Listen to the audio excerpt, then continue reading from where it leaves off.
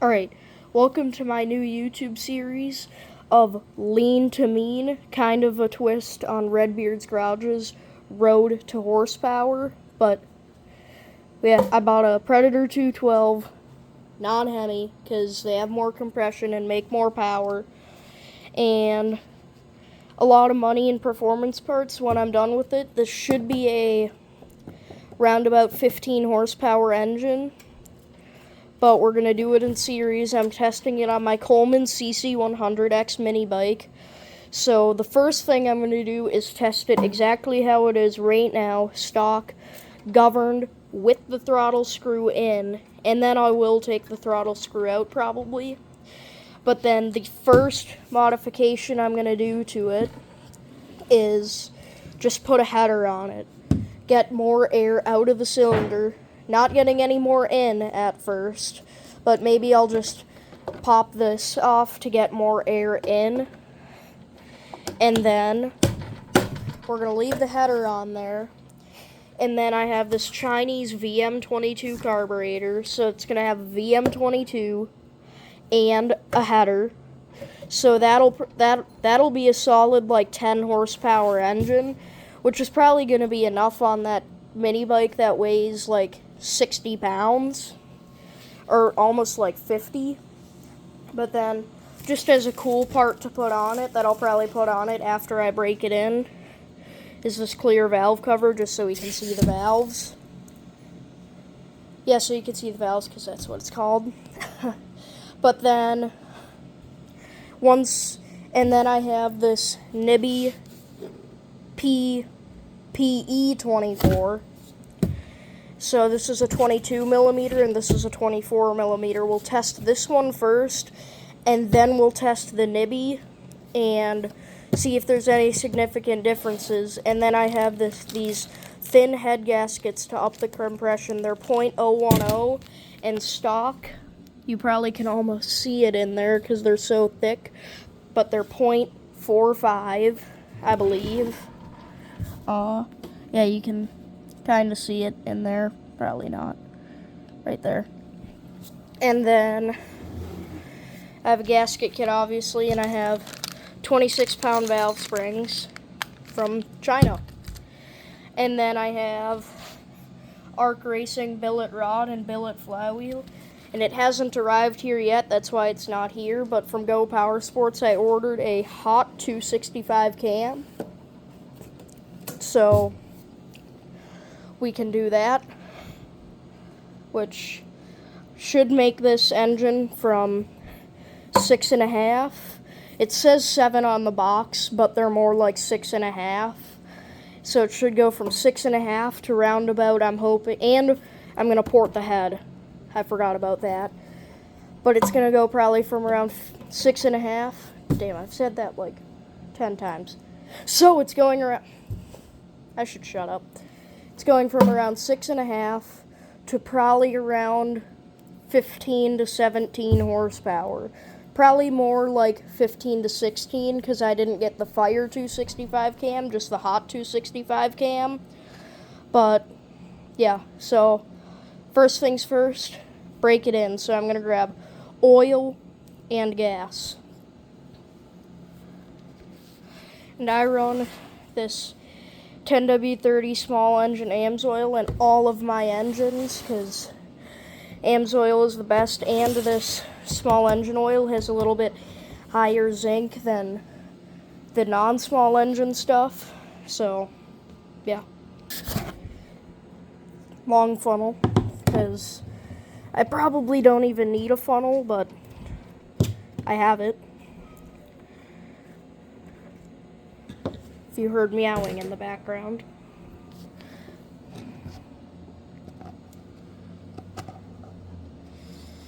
Oh yes, that's just going to dump right out. So I'm going to tip the engine up like that. There. Alright, I'm going to dump this oil in with the camera off because I'll pour oil everywhere if I have the camera recording. Alright, it's full of oil.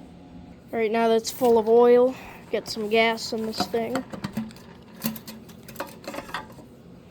And you don't have to, but I'm just breaking it in on 50-1 just to give it a little extra upper cylinder lubrication.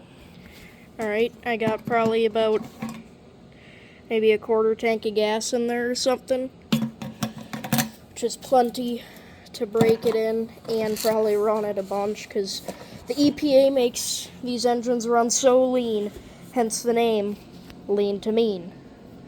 So I'm gonna tighten this back up because I loosened it so it could move freely, but I want to be able to leave it at full throttle and then like mid throttle so it can break in, but I'm gonna do that real quick. Alright, I tightened this up so it stays in the one spot the whole time, and I'm gonna carry this outside and probably set you guys on a tripod and start breaking it in. It's going to be a little cold start too because it's like 20 degrees outside right now. But when I test this engine, it's going to be like 30 degrees. So it's going to be a little chilly for riding around on a mini bike, but it's a mini bike. Who cares? So, break-in time. Alright, let's break in this Predator 212. So, yeah. So we'll zoom in a little bit. Turn on the fuel, choke, full throttle, zoom back out, kill switch. People say on, but technically it's off because you're turning the kill switch off. Like it's off so the engine won't start, whatever. But how many pulls? It's at full throttle, I think. Yep. Let's do this.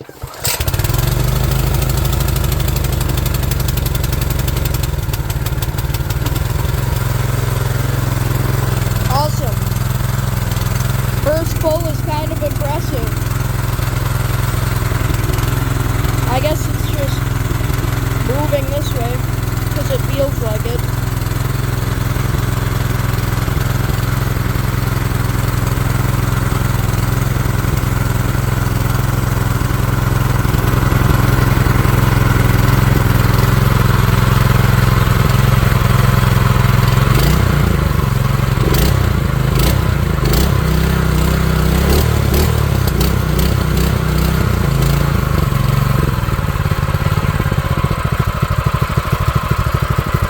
And now we'll let this thing idle for probably like 10 minutes or so.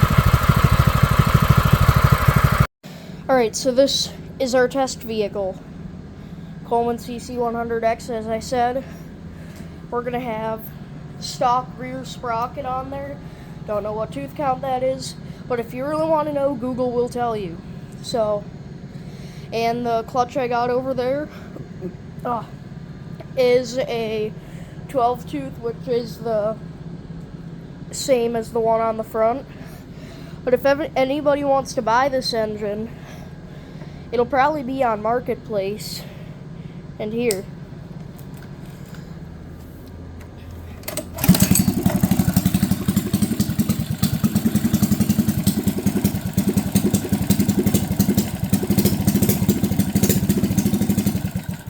Runs great. So, it'll probably be on Marketplace. Don't try and find it, but if you ever find it on Marketplace, you know who's the person who's selling it. So, I'm gonna get to, I guess, tearing off this original engine and then throwing the 212 on there. So, I'm gonna set you guys up on this tripod and put it in a time lapse so you don't have to sit here for a bunch of time watching me take it apart. It'll probably be like 30 seconds.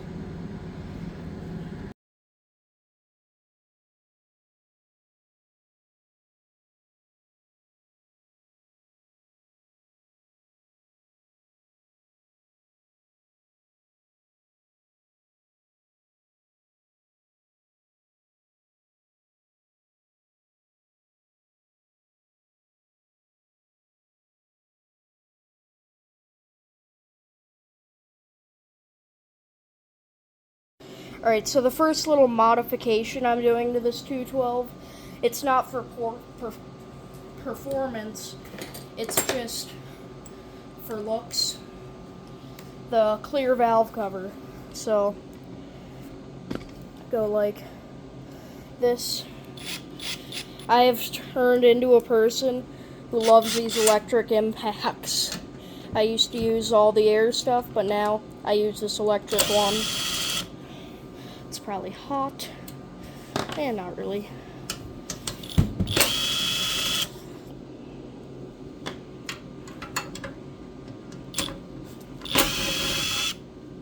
That one's probably hot because it's right by the muffler. Yes, it is very hot.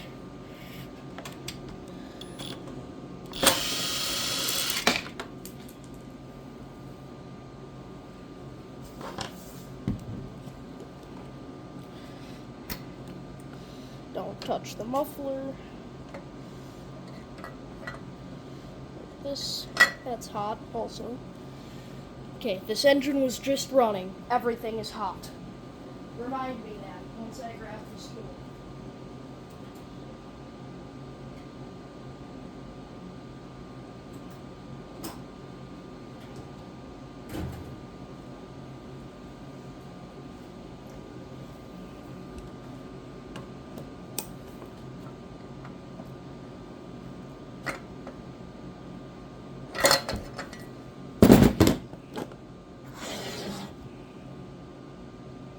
Okay, this gasket isn't hot.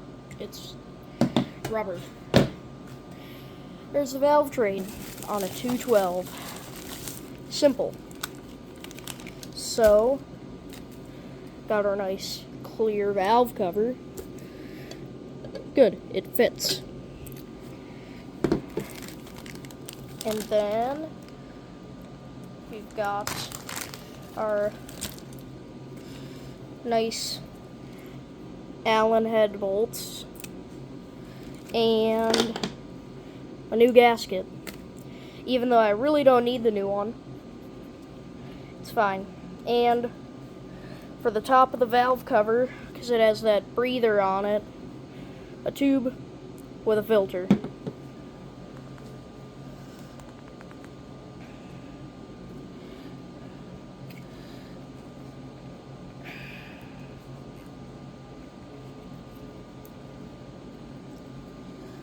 And then put our new gasket in there because we don't need that, so I'll put it in.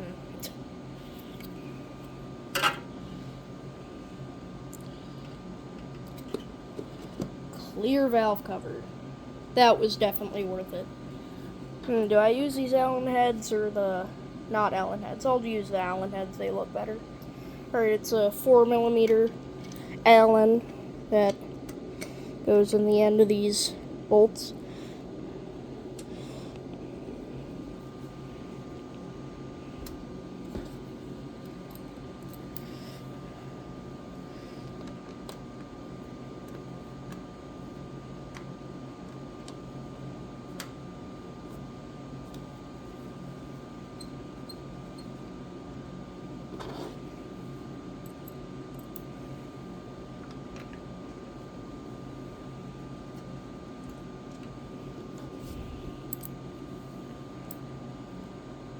You guys get to watch me screw in bolts for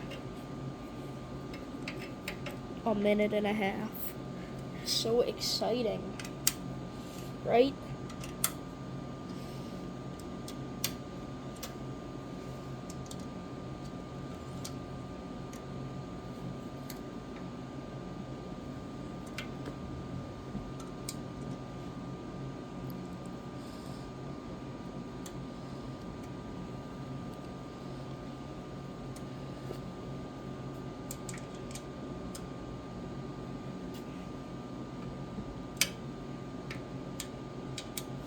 Hot. Probably were watching the video and saw that coming when I put my finger right there.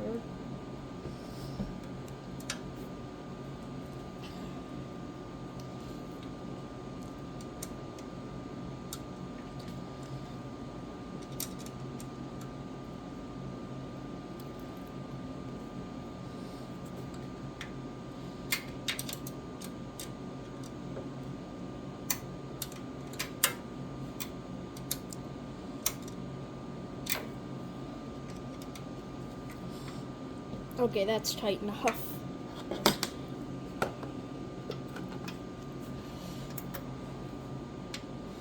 Alright, that clear valve cover is definitely worth the $20 that it costs. So cool, you get to watch 5 minutes of that. And I need to find a little plug to put over this, because that goes right into the air box and there's no filter, so it can just suck in dirt right there. Alright, I put Scotch tape over it, because that's definitely the right thing to do. But you know what?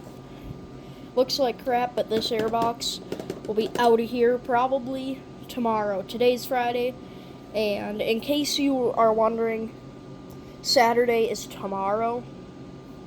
Pretty cool. But this will probably be off tomorrow, so I don't care about that.